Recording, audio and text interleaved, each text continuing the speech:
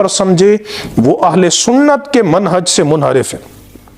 چنانچہ امام شافعی سے بھی جو جلیل القدر امام ہے، جو حنفیوں کے مقتدا اور پیشوا ہیں، امام اعظم ابو حنیفہ رحمۃ اللہ تعالی علیہ، جن کے ماننے والے پوری دنیا میں کروڑوں اربوں کی تعداد میں موجود ہیں، کروڑوں کی تعداد میں، وہ امام اعظم ابو حنیفہ رحمۃ اللہ تعالی علیہ آپ اہل سنت کی تعریف کرتے ہوئے کیا بیان کرتے ہیں؟ یہ امام بہقی الاعتقاد میں بیان فرماتے ہیں۔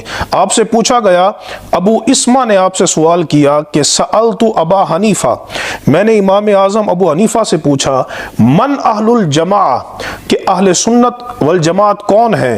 تو آپ نے جواب دیا کہ من فضل ابا بکر و عمر، کہ جو حضرت ابو بکر صدیق اور عمر فاروق کو ساری امت میں افضل سمجھے، وَأَحَبَّ عَلِيًّا وَعُثْمَانَ، اور حضرت مولا علی اور حضرت عثمان غنی سے محبت کرے اور تقدیر پر ایمان لائے اور موضوع پر مسح کرے، تو فرمایا کہ وہ سنی ہے، وہ اہل سنت میں سے ہے۔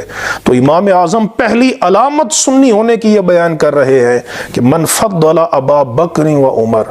لہٰذا ہمارے لیے نجات اور کامیابی اسی میں ہے کہ جو نظریات، جو اعتقادات صحابہ کرام کے تھے، ہم اسی پر کاربند رہیں۔ اللہ